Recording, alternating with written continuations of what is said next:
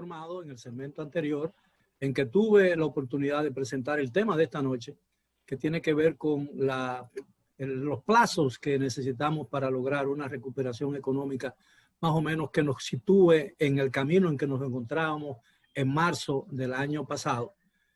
Nuestros invitados de hoy son tres economistas destacados: Hernán Rodríguez Minier, quien es presidente de la asociación que reúne a los profesionales de esa área; el doctor Antonio Siriaco Cruz, quien es un catedrático de la Universidad Autónoma de Santo Domingo, y el también catedrático y economista Alejandro Arredondo.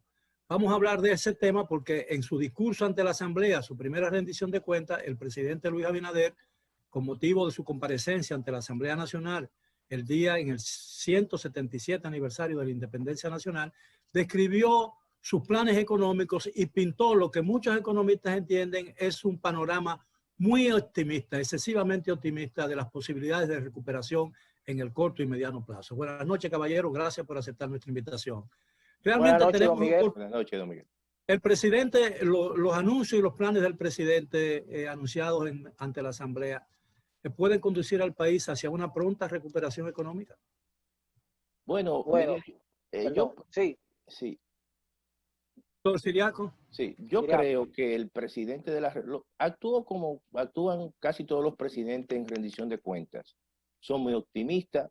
Generalmente los presidentes tienen que enviar una señal de motivación y mucho más en esta situación de pandemia. Sin embargo, cuando uno contabiliza la cantidad de obras que el presidente anunció, que muchas están contenidas en el presupuesto, otras, las megaobras, se está apostando a la alianza público-privada, como es el caso de la ampliación del puerto de Manzanillo, Bahía de las Águilas, la carretera del Ámbar. Todo eso implica que esos recursos hay que buscarlos, porque ya son compromisos que ha establecido el presidente y ya lo ha reiterado en varias ocasiones. Yo creo que este año posiblemente el gobierno no alcance la meta de un 3.1% de déficit con respecto al PIB.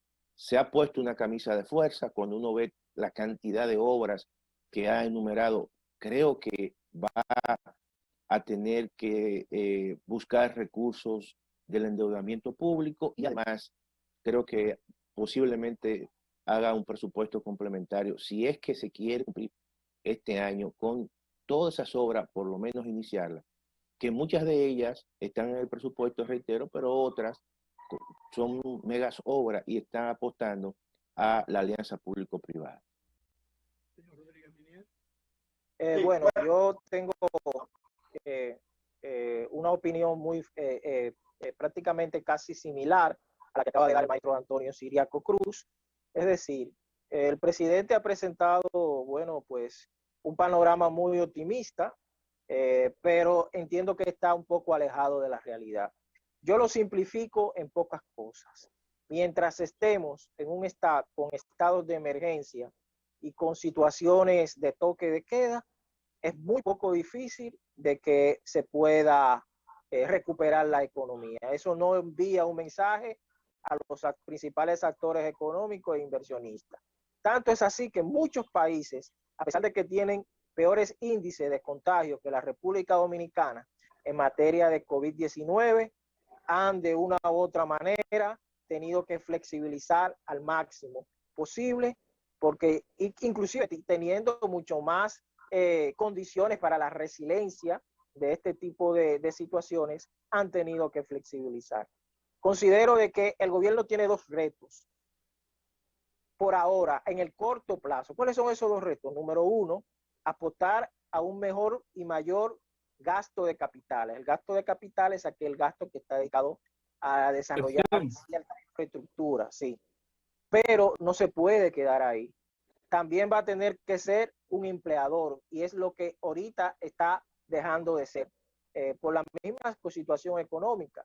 Va a tener que buscar algunos programas de crear empleos temporales, estos empleos que ahora mismo el sector privado no está en capacidad de absorber, pero quizás el gobierno temporalmente puede poner a la gente quizás hasta a vacunar o a dar clases, pero se necesita una mayor presencia dentro de la economía y dentro de y dentro de lo que yo considero que sería la parte que tiene que ver con la actividad económica y dentro de lo que sería la flexibilización de las medidas para poder hablar entonces de poder por lo menos, y esas son mis estimaciones, llegar a un déficit que no sobrepase el 4%. Bueno, Señor Arredondo. sí, muchas gracias. Un placer compartir con los colegas Antonio Siriaco, Hernán Rodríguez, y con usted la invitación, don Miguel. Mira, el presidente Luis Abinader no tenía de otra que pronunciar un discurso optimista, esperanzador, no solamente para la República Dominicana, sino también para los agentes internacionales, ya que, como dijo el profesor Antonio Siriaco, él va a tener que acudir a los mercados internacionales a concertar algunos préstamos para que sirvan para complemento del presupuesto. Pero,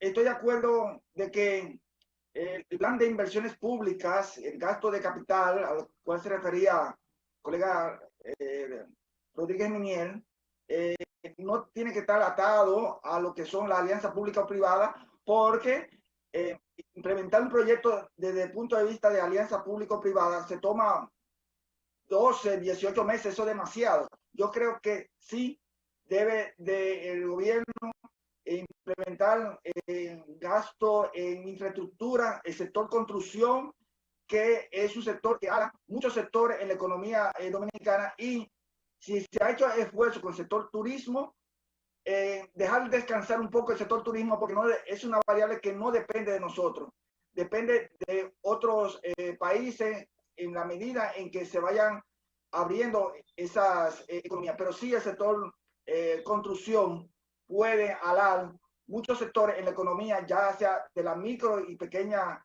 empresa. El tema del turismo que el señor Arredondo ha resaltado y que fue uno de los principales temas que el presidente había estado abordando mes tras mes en la primera etapa de su gobierno hasta finales de diciembre, hasta finales de enero. Curiosamente no figuró como un tema importante en su rendición de cuentas. Y también estuvo ausente dos cosas que han causado mucha extrañeza. El tema de la minería, que apenas lo mencionó, y creo que no lo mencionó, como un factor para suplente de algunas cosas. Y también el tema del pacto eléctrico, que había sido firmado en el Palacio Nacional días antes del tema de su presentación de la rendición de cuentas. ¿A qué atribuyen ustedes esos tres factores? Esas tres grandes ausencias en el discurso de rendición de cuentas.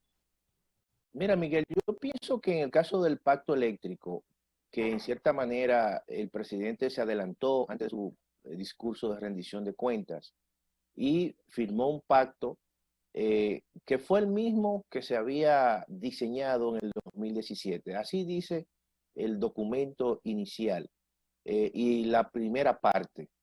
Entonces eso generó cierto nivel de situaciones dentro de algunos sectores que fueron partícipes de ese pacto, como fue el sector social. Y el sector social no es cualquier cosa. Estamos hablando ahí del centro, por ejemplo, Juan 23, o estamos hablando de quizá participación ciudadana, que forman parte de ese sector social. La Universidad Autónoma de la Universidad Autónoma. Los política pública de la universidad. Claro, entonces. Todas las otras universidades. Claro, claro. Entonces, ¿qué ocurre? Yo creo que fue un error que se firmara el pacto de esa manera. ¿Por qué, Miguel? Porque ahí hubieron organizaciones sociales que de una forma u otra hasta apoyaron al partido de gobierno. Y posiblemente en un futuro, cuando se discuta el pacto fiscal, eso puede traer problemas para concertar con esos grupos, porque esos grupos van entonces a sacarle en cara esa situación que ocurrió. De manera que yo creo que eso fue una situación muy difícil. Ahora, en el caso del sector turístico y el sector minero, son dos sectores que están orientados al exterior, que muchas de las acciones no dependen de políticas internas, Por ejemplo, el precio del oro ha venido con el tema de la reactivación de muchas economías, ya el oro ha venido descendiendo de precio. Por lo tanto, eso es una situación, evidentemente, que va a afectar, haga lo que haga internamente el presidente de la República. Y lo mismo ocurre con el sector turístico. El sector turístico, al margen de los incentivos que se han dado, que yo creo que fueron innecesarios, porque la reactivación de ese sector va a depender de la reactivación de los mercados de procedencia donde vienen los turistas. Claro, Por lo de tanto, emisores, los países emisores. claro, entonces, y va a depender mucho también de si el plan de vacunación es exitoso, porque no es verdad que si aquí no se vacuna el 80%, el 90% durante este año, no es verdad que esos turistas van a venir a la República Dominicana. El presidente fijó junio. El presidente fijó junio como la fecha para lograr ese objetivo primario, ¿no? Que lograr el 80%. Ojalá pero que sea así. Al ritmo actual no parece posible. Que va a llegar solamente a ese... por lo difícil que es la logística del proceso de vacunación que se está llevando a cabo aparentemente muy ágilmente, sino también por la procedencia, la llegada de las vacunas, que aparentemente no van a llegar suficientes para alcanzar el 80% de la población. Así es. Entonces, ya ahí pienso que esas ausencias se pueden justificar en ese sentido, porque yo creo que hay situaciones que no dependen de nosotros, sino de los mercados exteriores. La recuperación del turismo, entiendo de que el presidente no se refirió a ese tema, quizás para evitar algunas críticas, porque ya es bien sabido de por todos que el turismo podría empezar a recuperarse plenamente a mediados del año 2022.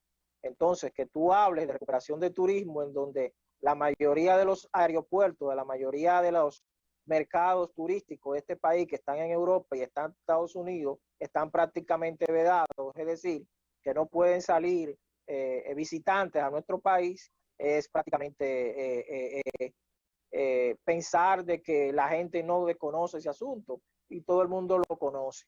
Entonces, entiendo que por eso no habló el tema.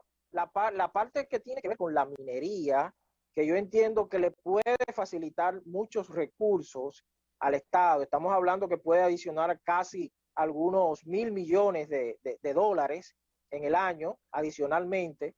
Entiendo de que eso es una parte muy medular, muy sensible, porque en las comunidades mineras o en las comunidades donde se puede explotar la minería, existen muchos conflictos en estos momentos. Por lo tanto, pues al tratar un tema que es tan conflictivo, consideró que lo dejó un poco al margen en ese sentido. Sí, mira, con relación a los temas ausentes que menciona don Miguel, el turismo tiene una correlación con el proceso de vacunación a nivel mundial que se está llevando. En la medida que ese proceso de vacunación se lleva a cabo a nivel mundial, en esa medida los procesos de apertura de las economías y los países emisores va a haber turismo. Pero para el turismo yo me atrevo a decir que esta es un año de transición económica en la parte que tiene que ver con el sector turismo. No será posible, y no quiero ser pesimista, pero no será posible en este 2021 por las razones que dije, de que será un año de transición económica en el sector turismo, porque no todo el mundo va a querer viajar hasta tanto en los países emisores se vacune, pero también los países receptores haya confianza de que haya la vacunación. Con relación a la minería, recordar que la minería fue la tabla de salvación para el presidente Luis Abinader cuando propuso el presupuesto para el año 2021, que le va a adelantar para este año unos recursos para los ingresos fiscales. Se refiere a la Barrick, ¿no? Sí, a la Barrick, específicamente a la Barrick, aunque sí se están concediendo varias concesiones, aunque hay algunas que no se van parece que no permitir por el asunto de los conflictos, a lo que cual se refería Hernán Rodríguez. En cuanto al pacto eléctrico, yo creo que tanto apuro para firmarse unos días antes del pacto eléctrico, para no mencionar lo que era una carta que él podía mencionar en su discurso.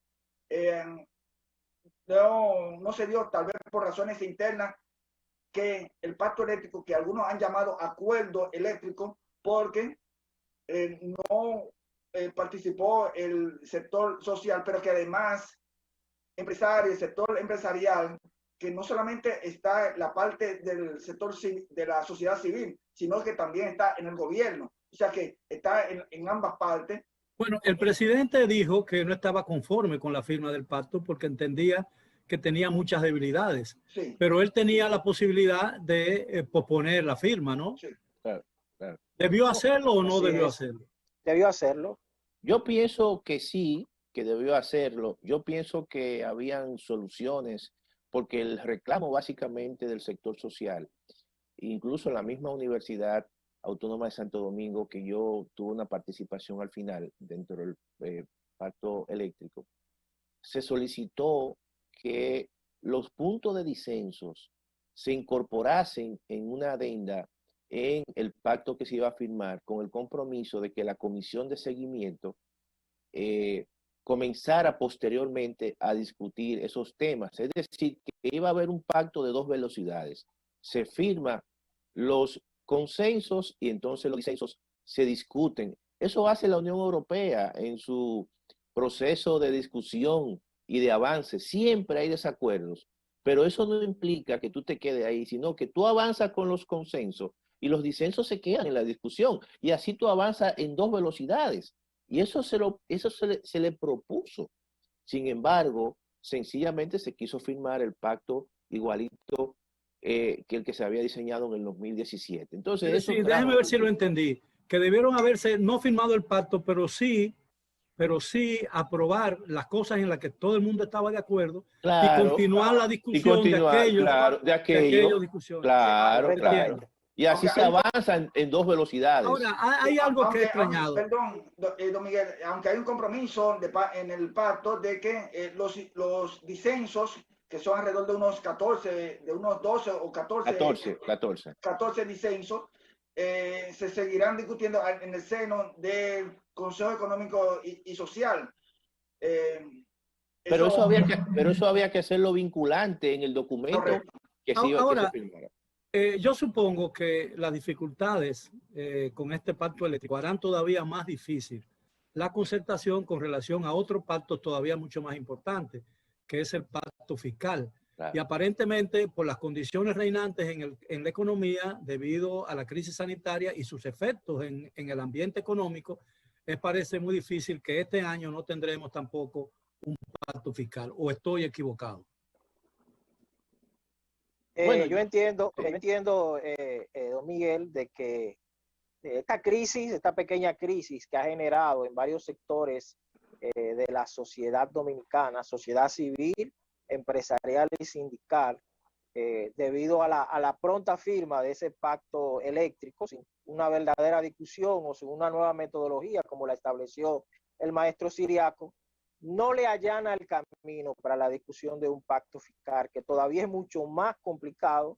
¿Por qué? Porque la gente piensa, o la mayoría de nosotros, incluyéndome a mí, piensa que se quiere firmar un pacto para de una u otra manera aumentar más impuestos. Entonces eso genera de repente un rechazo de muchos sectores, de muchos profesionales, de muchas áreas en querer firmar o en querer involucrarse en un pacto fiscal. Muy de acuerdo con el planteamiento del maestro Miniel, porque yo creo que en términos estratégicos se debió pensar en los dos pactos. Y precisamente para allanar el camino para un pacto muy difícil, que será el pacto fiscal, el pacto eléctrico debió ser un elemento importante en términos estratégicos. Sin embargo, se envía una señal de una aprobación con disenso de un sector importante. Luego entonces, cuando se convoque a el Consejo Económico y Social para discutir el pacto fiscal, que es muy difícil, y además la gente conoce que es un impuesto.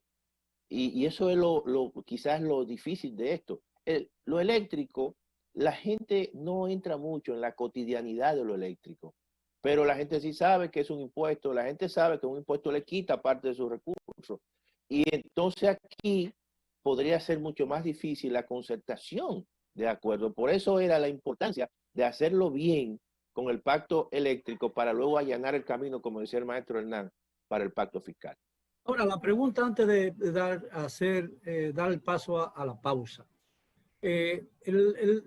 Las medidas que ha tomado el gobierno en el campo de la economía, no solo las que ha anunciado en su discurso frente a la Asamblea Nacional, las medidas que ha estado aplicando el gobierno dominicano y algunos de sus anuncios que tienen que ver con la economía, ¿están bien fundamentados, están bien cimentados? ¿Puede realmente la economía dominicana iniciar un proceso firme, irrevocable de recuperación económica antes de que termine el año y decir, estamos muy cercanos a la situación en que nos encontrábamos antes de la pandemia? ¿Puede decirse eso realmente? ¿Puede confiarse en eso? Doctor Siriaco. Es muy difícil. Yo voy a dar un dato aquí, Miguel. Mira, el PIB en dólares en el año 2019 era de 88.000 millones de dólares y estaba creciendo al 3.9. Con la pandemia, ¿tú sabes cuánto nosotros hemos perdido en términos del PIB en dólares? Más de 10.000 millones de dólares. Este año, oficialmente... Entonces la economía se ha achicado. Claro, claro. Entonces, este año, te estoy hablando de informaciones oficiales, este año, el PIB en dólares va a ser el mismo que del año de la pandemia, de 78.000 millones. Y la recuperación, oigan bien, la recuperación para tener el mismo PIB per cápita del año 2019 será en el 2024. Sí, por eso digo, insisto, de que este será un año de transición económica, porque no se va a lograr esa recuperación por más que se quiera y por más liquidez que se tenga en la economía dominicana. Y las medidas que ha adoptado, tanto de política monetaria como de política fiscal, aunque debe ser un poco más agresiva, la política fiscal en cuanto a lo que tiene que ver con el gasto para lograr ese crecimiento y podamos crecer el estimado que se ha establecido las autoridades de un 6%, pues, es posible que podamos crecer un poco más del crecimiento potencial de la economía dominicana, pero que es un 5%, pero esto no lo podemos ver alejado del contexto internacional. Tenemos que verlo con relación a otro país, en específico con el socio comercial que nosotros tenemos, que es los Estados Unidos. Los Estados Unidos está avanzando en su proceso de vacunación y se está reactivando. Y las proyecciones que ha hecho el Fondo Monetario Internacional hacia el alza apuntan hacia eso. Bien, tenemos que hacer una pausa, si ustedes me lo permiten, caballeros. Está bien. Pero estaremos de vuelta muy pronto. A los amigos televidentes, continúen con nosotros. Edición Nocturna estará de vuelta en breves momentos.